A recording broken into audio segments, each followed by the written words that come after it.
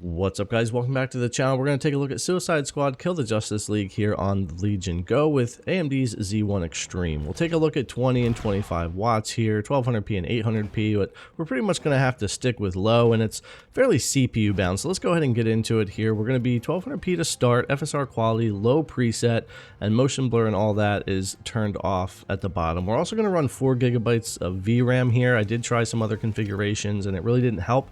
The game wants a lot of system RAM and CPU power here. It's not GPU that we're so bound up here.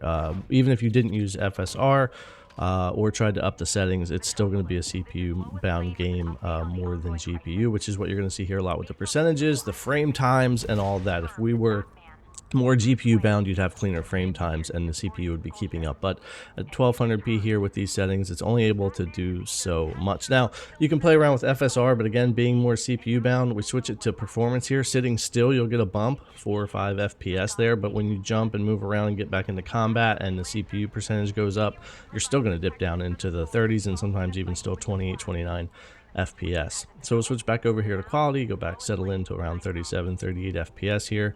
And I think that's just kind of the sweet spot to stick with. Performance just doesn't help me enough due to the way the game's running and optimized here. And if we boost wattage, I'll let this thing boost all the way up past 30, and then it'll eventually settle back down to my 25 watts that we're going to get to. And again, you gain some because it is helpful for the CPU. You guys know how AMD is, especially with the Z1 Extreme. It does like that juice, so it does run a little bit better with more wattage. Now, 25 to 30 isn't a major difference, or you saw me boost it 25 to 35, 36.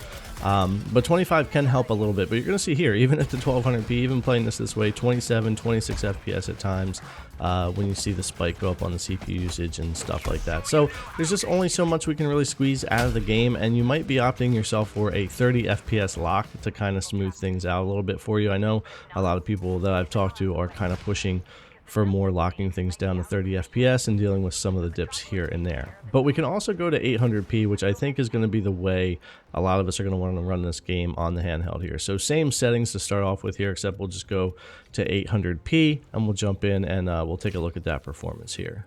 Okay, so jumping in here at 800p, 20 watts with basically the same settings going on here. And yeah, we'll get an increase when the CPU's not getting absolutely hammered. You'll see that here.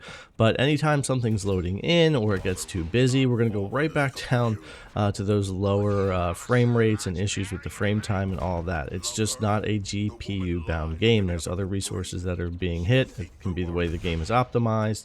We do have de novo in here, which I'm not super thrilled about right now, among other things. So it kind of is what it is when it comes to performance. And even if we go to FSR performance, same thing. You can gain a little bit, but we're already not GPU bound. Therefore, you're not helping yourself that much when it comes to that resolution scaling of FSR in here. And then TAA with nothing, you'll see frame times actually start to level out a little bit, and that's because we hit the GPU a little bit more and let that resolution come up. But it does get rough when you get into combat and stuff, so I did opt to go back to FSR quality. It just seems to be the sweet spot, whether I'm on 1200p or 800p here.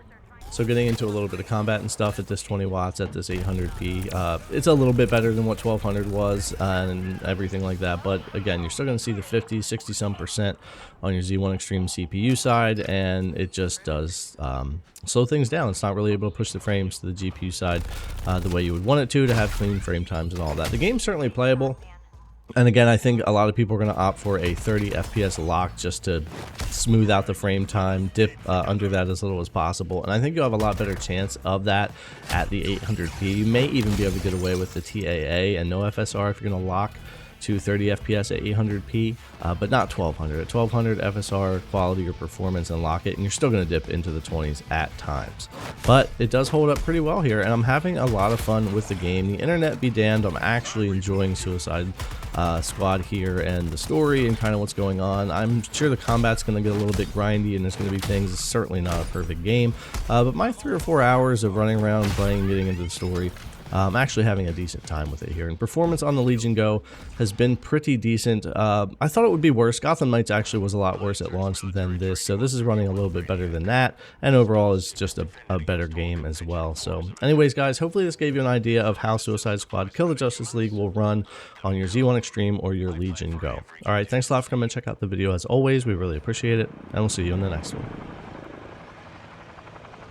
Oh, congrats on the promotion, Sharky.